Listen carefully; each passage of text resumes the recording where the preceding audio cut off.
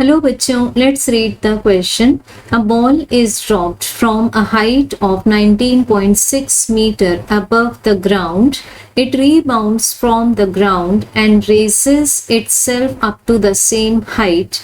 Take the starting point as the origin and vertically downward as the positive x-axis. Which of the following graph or graphs is or are correct? Neglect the small interval during which the ball was in contact with the ground. Question को हम refer कर सकते हैं NCERT class 11th part 1 page number 49 and 50 पर। So question में बताया हुआ है कि ग्राउंड से, पहले तो रेफरेंस लेवल ले लेते हैं, दिस इज ग्राउंड से एक पर्टिकुलर हाइट एज्यूम करनी है हमें।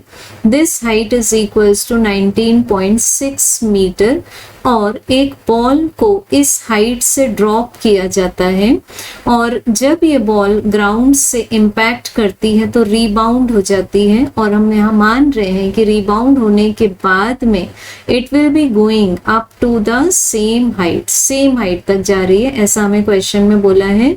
सो स्टार्टिंग पॉइंट लेना है हमें ओरिजिन, इट मीन्स इसको हमें मान लेना है ओरिजिन और वर्टिकली डाउनवर्ड डायरेक्शन को हमें मानना है पॉजिटिव एक्स एक्सिस। तो हमें 4 ग्राफ्स दिखाए हुए हैं और हमें इसमें से बताना है कि कौन सा ग्राफ वन और मोर देन करेक्ट। अब हमें वो स्मॉल इंटरवल को नेग्लेक्ट कर देना है जबकि बॉल ग्राउंड से टकराती है या फिर कांटेक्ट में आती है। तो सबसे पहले तो यहाँ पर हमारे पास में जो एक्सेलरेशन है, that acceleration will be the acceleration due to gravity.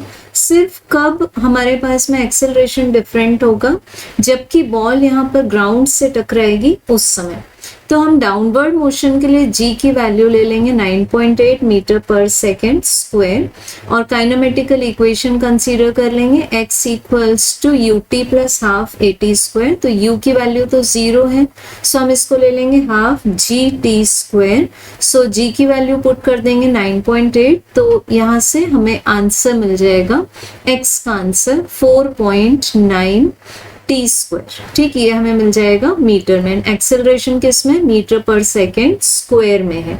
सो अब बॉल ग्राउंड पर जब पहुंचती है तो x की वैल्यू क्या मिल जाती है हमें 19.6 मीटर। सो इसको जब हम इस इक्वेशन में पुट करेंगे we get T square equals to 19.6 divided by 4.9। तो इसका आंसर आ जाएगा हमारे पास में 4। सो यहाँ से हमें t का आंसर क्या मिल जाता है 2 second. So it means 2 second के बाद में बॉल ऊपर जाएगी, x धीरे धीरे कम होता जाएगा and at t equals to 4 second, क्योंकि जितना टाइम उसको नीचे आने में लगेगा उतना ही टाइम ऊपर जाने में लगेगा। तो at t is equal to 4 second x की वैल्यू क्या हो जाएगी 0। इट मीन्स बॉल कहाँ पहुंच गई है, इनिशियल पॉइंट पर। सो इससे हमें मिल जाएगा ग्राफ नंबर 1। हम देख सकते हैं यहाँ पर 2 सेकेंड में बॉल कहाँ पहुंच गई, अप्रॉक्स 19.6 मीटर नीचे और फिर 4 सेकेंड में अपने इनिशियल पॉइंट पर पहुंच गई है।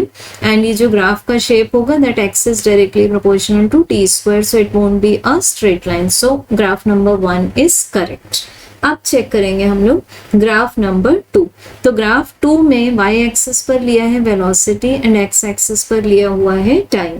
सो यहाँ पर अगर हम चेक करें फर्स्ट काइनेमेटिकल इक्वेशन, तो we can consider it as v equals to u plus at। तो u की वैल्यू तो 0 है एट t इक्वल्स टू 0, तो हमें v का आंसर क्या मिल जाएगा gt मिल जाएगा। अब अगर हम चेक करें at t is equal to 1 second, तो हमें वेलोसिटी मिलती है 9.8, तो ये बात करेक्ट है। Then at t is equal to 2 हमें वेलोसिटी मिल जाती है अबाउट 19.6, तो 20 से कम लेवल होगा, ये भी करेक्ट है। अब चेक करते हैं हम 2 सेकेंड के बाद में, तो 2 सेकेंड में कहाँ पहुंच चुकी थी, वो ग्राउंड पर पहुंच चुकी थी और फिर से वो अप्रेस होगी up to the same height. तो 3 सेकेंड में वो कहाँ पहुंच जाएगी, 3 सेकेंड में उसकी वेलोसिटी क्या हो जाएगी। तो 3 सेकेंड मीन्स हम उसको क्या ले लेंगे actually at t is equal to 1 second, क्योंकि वो ग्राउंड से टकराने के बाद में फिर से अपना मोशन स्टार्ट करेगी अप डायरेक्शन में। तो अप डायरेक्शन को हम क्या ले रहे हैं, हम नेगेटिव एक्स एक्सिस ले रहे हैं उसको, तो फिर से हमें वेलोसिटीज की सेम वैल्यूज मिल जाएंगी इस तरह से, जो कि सिमेट्रिक होंगी पॉजिटिव वैल्यूज से। सो यहाँ पर ग्राफ नंबर 2 भी हमारे पास में करेक्ट है। अब चेक करते हैं हम लोग ग्राफ नंबर 3। ग्राफ 3 में क्या है हमारे पास में, एक्स एक्सिस पर टाइम है और वाई एक्सिस पर एक्सेलरेशन है। सो एक्सेलरेशन तो कांस्टेंट है, पूरे टाइम में एक्सेलरेशन कितना है, 9.8 मीटर पर सेकेंड स्क्वायर है। सो ये ग्राफ भी हमारे पास में करेक्ट है, बिकॉज एक्सेलरेशन की कांस्टेंट वैल्यू मेंटेन्ड है। अब चेक करते हैं हम लोग ग्राफ नंबर 4।